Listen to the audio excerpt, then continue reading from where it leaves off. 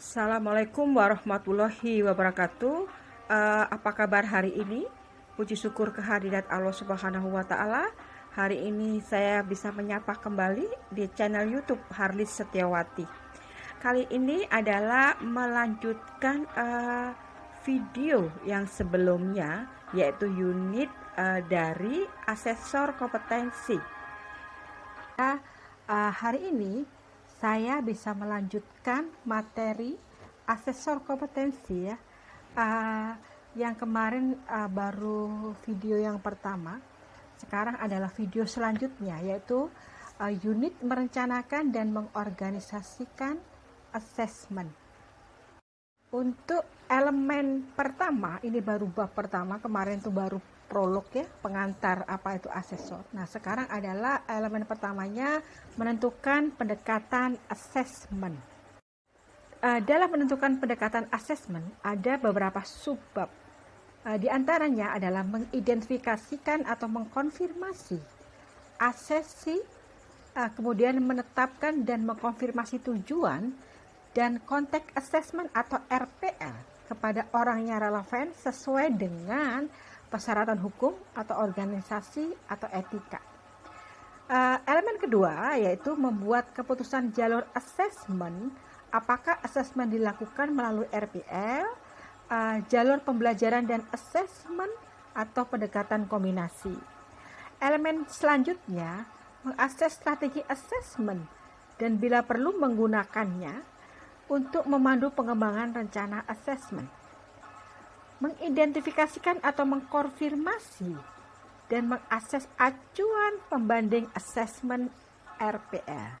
Identifikasi dan mengkonfirmasi tujuan dan konteks asesmen, yaitu mengakses dan mempelajari form aplikasi permohonan sertifikasi yang diajukan peserta yang berisikan data-data peserta, tentu saja ya. Tujuan asesmen serta konteks asesmen termasuk bukti-bukti yang dikumpulkan. Mengakses dan mempelajari skema sertifikasi terkait. Selanjutnya mendiskusikan dan mengklarifikasi tujuan dan konteks asesmen dengan peserta, tim asesor dan pihak-pihak lain. 1.1 ini mengidentifikasikan peserta sertifikasi dan mengkonfirmasi tujuan dan konteks asesmen. Adalah lingkungan di mana hal itu akan dilakukan, baik yang akan dilakukan di tempat kerja maupun di suatu lingkungan yang disimulasikan. Sebagaimana halnya dengan tujuan asesmen, diperlukan diskusi dan konfirmasi konteks asesmen ini dengan setiap orang yang terlibat dalam proses. Cara mengkonfirmasi metode dan perangkat asesmen, yaitu memilih dan menetapkan metode asesmen sesuai dengan bukti dan jenis bukti yang telah ditetapkan. Menetapkan perangkat asesmen berdasarkan pilihan metode asesmen. Selanjutnya, mengkonfirmasi metode dan perangkat asesmen dengan pihak terkait. 1.2. Memaparkan semua komponen unit kompetensi. Asesmen direncanakan dan diorganisasikan harus diarahkan ya kepada acuan pembanding asesmen. Jika mengidentifikasi unit-unit kompetensi sebagai acuan pembanding, pendekatan asesmen harus merefleksikan seluruh bagian dari unit. 3. Tujuan dan jalur asesmen. Cara untuk mengakses strategi asesmen yang tersedia adalah mengakses dan mempelajari perencanaan asesmen sudah tersedia bila ada ya. Mengakses acuan pembanding yang ditetapkan, mengakses skema sertifikasi. Adapun cara untuk mengakses strategi asesmen yang tersedia adalah mengakses dan mempelajari perencanaan asesmen yang sudah tersedia. Itu tadi ya, bila ada. Mengakses acuan pembanding yang ditetapkan dan mengakses skema sertifikasi. 4. Mengkonfirmasikan acuan pembanding untuk asesmen. Acuan pembanding asesmen adalah kriteria terhadap peserta sertifikasi yang diakses atau pembelajaran sebelumnya yang direkognisi pada sektor pendidikan dan pelatihan vokasi. Sebagian besar acuan pembanding adalah unit-unit kompetensi. Cara untuk mengkonfirmasi acuan pembanding assessment. 1. Mengakses dan mempelajari daftar unit kompetensi yang diajukan oleh peserta dalam form aplikasi. Mengakses skema sertifikasi dan mengidentifikasi daftar unit kompetensi yang dipersyaratkan. Ketiga, mengidentifikasi acuan pembanding lain dapat mencakup standar atau spesifikasi produk, standar kinerja, standar kurikulum, silabus, dan lain-lain. Terakhir yang kelima yang keempat, mengkonfirmasikan acuan pembanding dengan pihak terkait yang dapat mencakup peserta, tim asesor LSP, TUK, komite skema, dan lain-lain. Elemen kedua mempersiapkan rencana assessment. Jadi 2.1 untuk mempersiapkan rencana assessment. Interpretasi acuan pembanding assessment guna menentukan bukti dan jenis-jenis bukti yang diperlukan sesuai dengan aturan-aturan bukti. 2.2 apabila standar kompetensi digunakan sebagai acuan pembanding, paparkan semua komponen standar kompetensi untuk menetapkan dan mendokumentasikan bukti yang akan dikumpulkan. 2.3 interpretasi setiap dokumen terkait untuk mendukung perencanaan proses assessment. 2.4 memilih metode assessment atau RPL dan perangkat assessment berdasarkan bukti yang akan dikumpulkan untuk memenuhi prinsip-prinsip assessment. Mempersiapkan rencana assessment ini ada beberapa subbab Ini pertama adalah ini lanjutannya 2.5 ini identifikasi bahan dan sumber daya fisik spesifik yang diperlukan dalam pengumpulan bukti dan didokumentasikan. 2.6 klarifikasi peran dan tanggung jawab untuk semua orang yang terlibat dalam proses assessment, mintakan persetujuan dan dokumentasikan. Tentukan jangka panjang dan periode waktu pengumpulan bukti dan semua informasi dan didokumentasikan. Konfirmasikan rencana assessment dengan personal yang relevan. Jadi 2.1 untuk mempersiapkan rencana assessment. Interpretasi acuan pembanding assessment guna menentukan bukti dan jenis-jenis bukti yang diperlukan sesuai dengan aturan-aturan bukti. 2.2 apabila standar kompetensi digunakan sebagai acuan pembanding, paparkan semua komponen standar kompetensi untuk menetapkan dan mendokumentasikan bukti yang akan dikumpulkan. 2.3 interpretasi setiap dokumen terkait untuk mendukung perencanaan proses assessment. 2.4 memilih metode assessment atau RPL dan perangkat assessment berdasarkan bukti yang akan dikumpulkan untuk memenuhi prinsip-prinsip assessment. Bukti tadi jenis bukti, bukti langsung, yaitu bukti yang diperoleh atau dikumpulkan dari hasil pengamatan atau observasi secara langsung selama asesi melakukan aktivitas kerja, baik pada saat sedang bekerja di tempat kerja yang sebenarnya, tempat kerja yang sebenarnya, atau disimulasikan ataupun tempat yang disimulasikan seakan-akan itu di tempat kerja. Contohnya, pengamatan pada saat asesi bekerja di tempat kerjanya itu biasa Terus kemudian pengamatan pada saat asesi mendemonstrasikan, mempraktekkan, mensimulasikan pengamatan terhadap hasil kerja yang sedang dilakukannya. Langsung itu simulasi bermain peran, demonstrasi, praktek atau project work ada contohnya di sini. Tidak langsung tuh apa sih artinya? Bukti kompetensi asesi yang diperoleh atau dikumpulkan dari laporan pihak ketiga. Tidak langsung Contohnya mengkaji laporan pihak ketiga dari sejumlah sumber. Bukti lanjutan ini ada otentik, terkini, memadai. Otentik itu apabila bukti asesi pernah mengerjakan pekerjaan dimaksud atau dapat diakui dan diverifikasi, itu adalah otentik. Kemudian terkini apabila bukti mendemonstrasikan keterampilan dan pengetahuan terkini, asesi, terus kemudian memenuhi standar keterkinian, ya.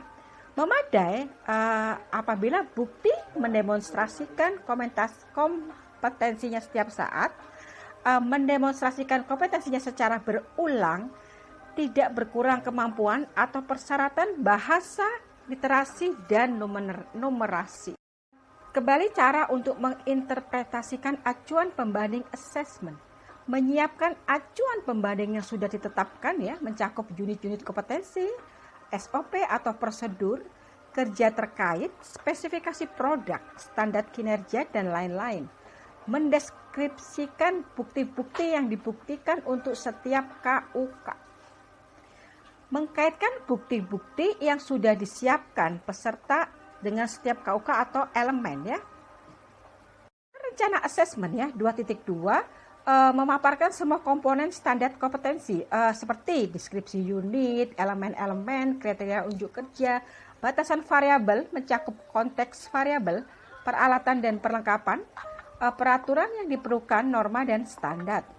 Panduan penilaian mencakup konteks penilaian, persyaratan kompetensi, pengetahuan dan keterampilan yang diperlukan, sikap kerja yang diperlukan, dan aspek kritis jangan lupa.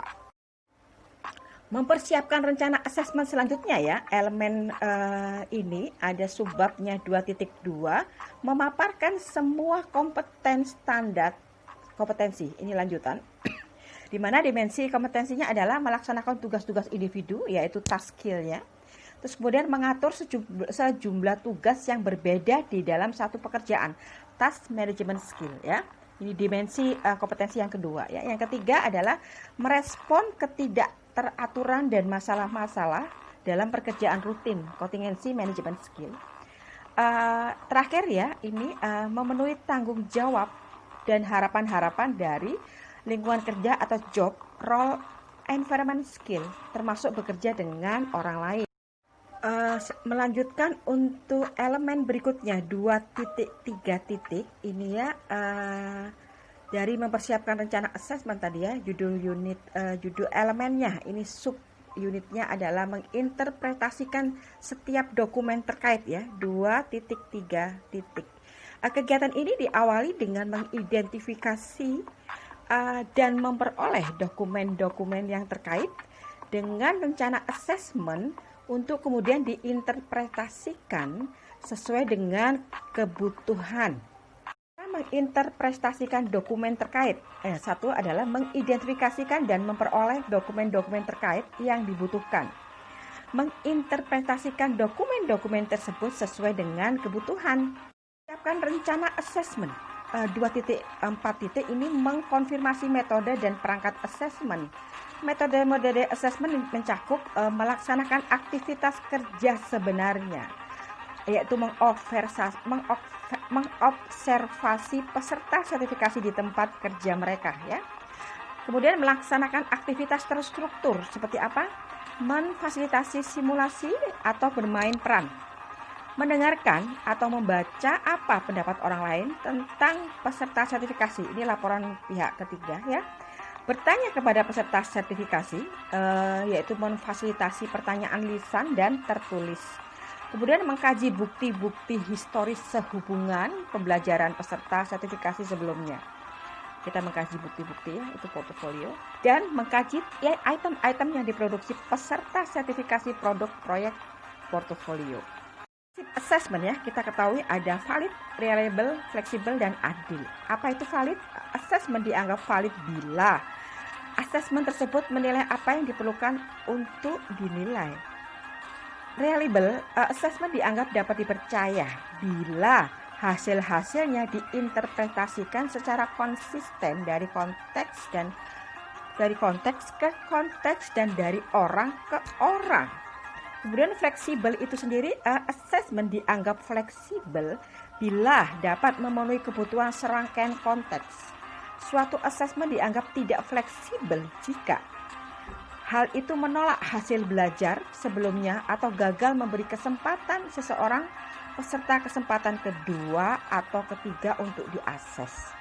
Nah, Bapak Ibu kalau misalnya memang ada kekurangan, ada keterlambatan, ya kita harus diulang, dikasih kesempatan ya. Jadi jangan sedih gitu.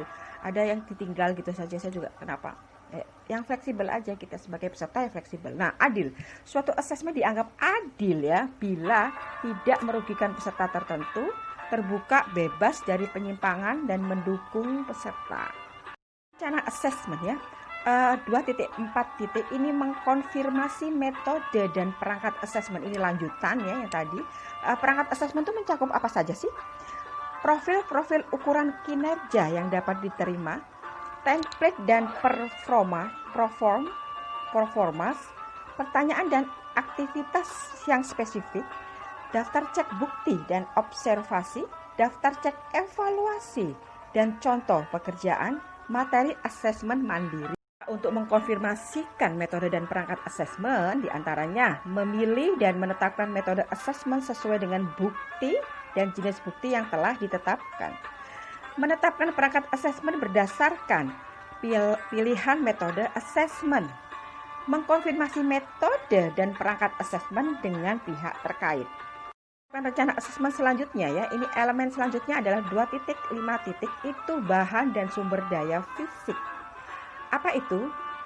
Bahan dan sumber daya fisik pada proses asesmen dibutuhkan untuk mendukung kelancaran dan keberhasilan asesor dalam melaksanakan asesmen. Identifikasi bahan dan sumber daya fisik asesmen. Nah, mengakses dan mempelajari unit kompetensi pada bagian batasan variabel mengenai peralatan dan perlengkapan yang dibutuhkan. Selanjutnya, mengkonfirmasi bahan dan sumber daya fisik dengan pihak TUK untuk kebutuhan kontekstualisasi.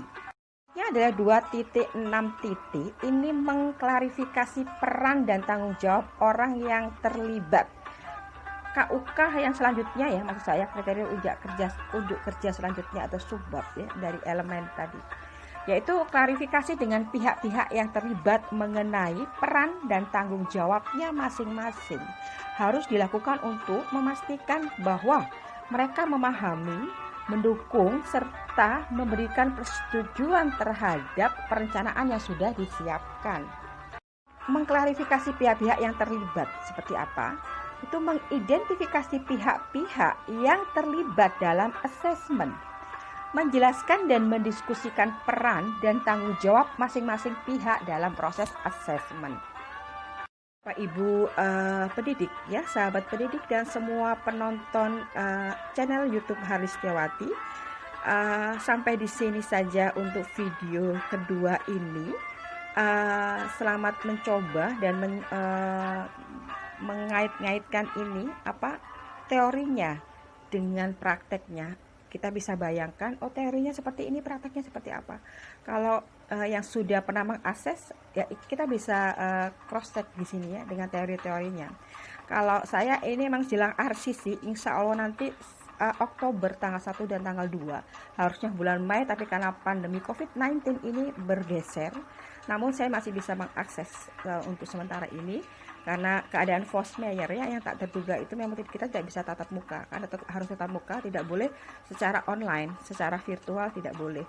Jadi Bapak Ibu, semoga paparan untuk teori asesor kompetensi ini bermanfaat untuk Bapak Ibu yang akan RCC, akan perpanjangan, atau yang ingin mengerti apa sih asesor kompetensi itu, atau yang baru akan menjalani diklat ya, akan nanti ada jadwal diklat kita antara September 27 sampai 2 Oktober ya, antara itu kita ada diklat juga.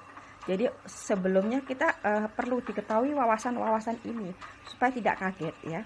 Minimal kita lepas kebangsaan kita, atribut kita ketika jadi peserta, kita bawa gelas kosong untuk diisi kembali dengan materi-materi dari trainer yang dipilih, ditunjuk oleh pihak BNSP.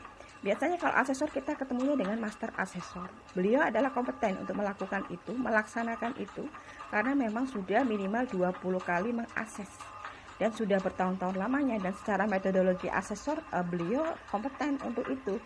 Walaupun pesertanya semua doktor, profesor, mungkin tetap saja memang hal awal sebagai asesor ini adalah pelajaran awal pemula kita ya. Ya, kita harus menyerap dengan baik ya. Jadi tentu saja mohon pengertiannya dan pemahamannya. Jadi jangan sampai terlambat menyesali setelah kejadian tidak dinyatakan kompeten.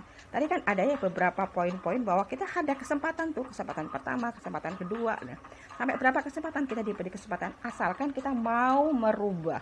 Kita mau beberapa dimensi tadi kan ada ya disebutkan. Kita harus mengerjakan, ada memang tugasnya yaitu. Karena asesor itu hanya pembuktian. Asesor merekomendasikan kompeten kepada kami, para asesi, para peserta. Hanya kita membuktikan. Oh, saya lulusan S2 di mana, ini ada buktinya ijazah. Oh, saya punya sertifikat ini, oh ada buktinya. Oh, saya bisa melakukan perjalanan